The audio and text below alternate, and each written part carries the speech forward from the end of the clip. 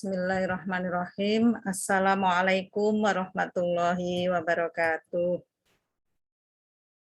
Apa kabar anak-anak? Pagi ini kita akan belajar bahasa Indonesia dengan materi organ gerak manusia dan hewan. Sebelum pembelajaran dimulai, mari kita berdoa terlebih dahulu. Berdoa mulai.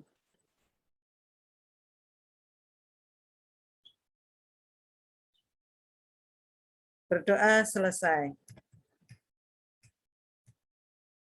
Tujuan pembelajaran.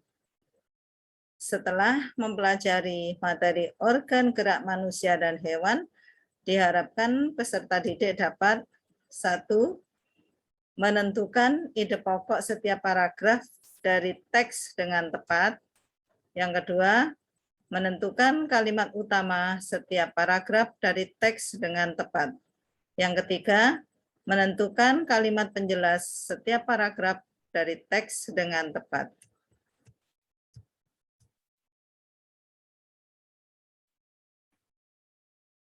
Baiklah anak-anak, yang pertama bacalah teks berikut ini dengan judul organ gerak manusia dan hewan. Di paragraf pertama, satu ciri makhluk hidup adalah bergerak untuk memenuhi kebutuhan hidupnya. Manusia dan hewan adalah makhluk hidup yang dapat bergerak aktif.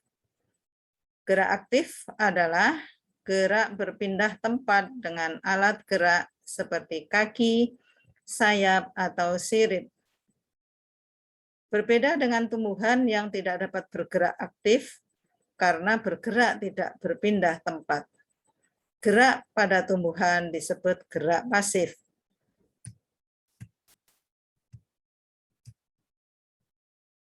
Paragraf kedua.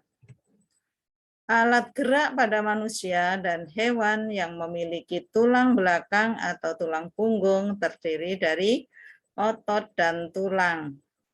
Otot disebut alat gerak aktif karena otot dapat membuat tulang bergerak. Tulang yang tidak memiliki otot tidak dapat bergerak dengan sendirinya.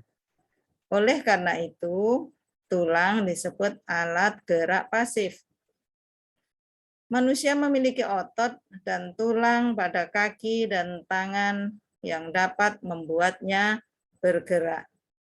Begitu juga burung, selain memiliki kaki, juga memiliki sayap untuk bergerak. Kalian bisa perhatikan di samping ini, burung yang sedang mengepakkan sayapnya. Sayap pada burung terdiri dari tulang yang ringan. Dengan adanya gerakan otot dada pada burung, membuat sayap burung bisa dikepakkan. Ini perhatikan. Kepakan sayap burung akan membuat gaya angkat yang membuat burung dapat terbang. Di paragraf ketiga. Pada hewan yang tidak memiliki tulang belakang atau tulang punggung, alat geraknya hanya terdiri dari otot. Hewan-hewan ini memiliki alat gerak khusus, misalnya siput dan bekicot yang menggunakan alat gerak otot perut sebagai kakinya. Ubur-ubur menggunakan tentakel sebagai alat geraknya. Paragraf keempat. Itulah sebabnya cara bergerak manusia dan beberapa hewan tergantung dari alat gerak yang dimilikinya. Manusia dapat bergerak berjalan, berlari, atau melompat dengan kakinya. Manusia juga dapat berenang dengan gerakan tangan dan kakinya. Namun, kaki dan tangan manusia memiliki keterbatasan tenaga untuk bergerak di dalam air. Berbeda dengan ikan yang memang memiliki alat gerak berupa sirip yang selalu bergerak untuk berenang. Nah, selanjutnya dari paragraf yang telah dibacakan tadi, ada 4 paragraf. Nah, di dalam setiap paragraf itu ada ide pokok, ada gagasan utama, juga ada kalimat utama dan juga ada kalimat penjelas atau kalimat pengembang. Nah, di dalam ide pokok ini atau gagasan pokok adalah gagasan yang menjadi dasar sebuah paragraf. Maka ketika kita akan membuat sebuah kalimat dalam sebuah paragraf, maka ditentukan dulu ide pokoknya atau gagasan pokok. Jadi gagasan pokok atau ide pokok merupakan gagasan atau ide yang menjadi dasar sebuah paragraf. Kemudian ide pokok itu disajikan ke dalam bentuk kalimat utama. Jadi ketika ide pokoknya sudah ditemukan, maka dikembangkan, disajikan ke dalam bentuk kalimat utama. Kalimat utama bisa berada di awal paragraf, di tengah paragraf, atau di akhir paragraf. Bahkan mungkin ada di awal atau di akhir paragraf. Kemudian selain kalimat utama ada kalimat penjelas. Kalimat penjelas adalah kalimat yang menjelaskan atau mengembangkan kalimat utama. Jadi ketika sudah ada kalimat utama, kemudian bagaimana sebuah paragraf itu menjadi jelas, maka perlu kalimat penjelas atau kalimat pengembang. Jadi kalimat penjelas adalah kalimat yang menjelaskan atau mengembangkan kalimat utama. Contoh pada teks bacaan di atas tadi, misalkan di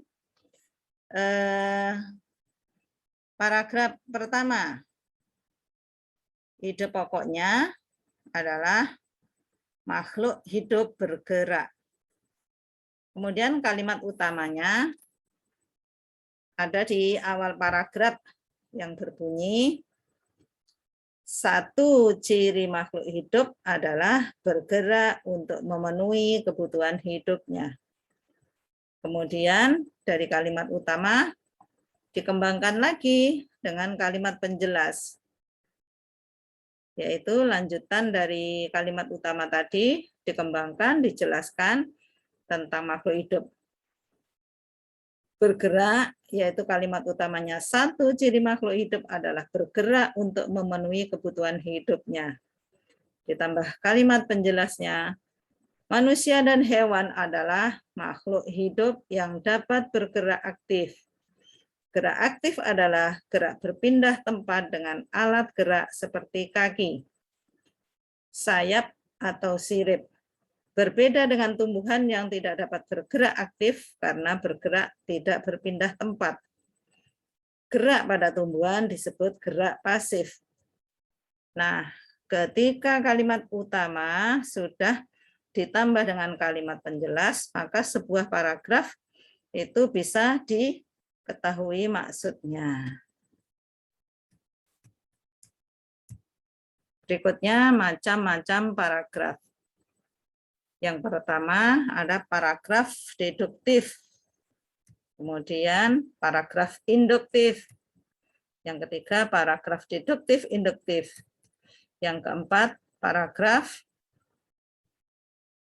ineratif. Nah, apa paragraf deduktif itu?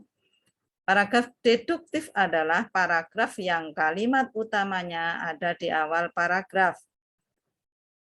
Kemudian yang kedua, paragraf induktif. Apa itu paragraf induktif? Paragraf induktif adalah paragraf yang kalimat utamanya ada di akhir paragraf. Yang ketiga, paragraf deduktif induktif adalah paragraf yang kalimat utamanya ada di awal paragraf dan akhir paragraf. Yang keempat, paragraf ineratif adalah paragraf yang kalimat utamanya ada di tengah paragraf. Jadi, ada paragraf deduktif, paragraf induktif, paragraf deduktif induktif, dan paragraf ineratif. Sekarang kalian coba mengerjakan, cobalah kamu cari ide pokok pada paragraf kedua hingga keempat pada teks organ gerak manusia dan hewan. Tuliskan ide pokok dan kalimat utamanya dari masing-masing paragraf tersebut. Jadi paragraf yang kedua, ketiga, dan keempat silahkan dicari ide pokoknya apa. Silahkan ditulis di buku kalian, bisa dilihat ya. Kemudian setelah ide pokok ditemukan, silahkan dicari kalimat utamanya. Jadi kalian mencari ide pokok dan kalimat utama pada paragraf 2, 3, dan 4.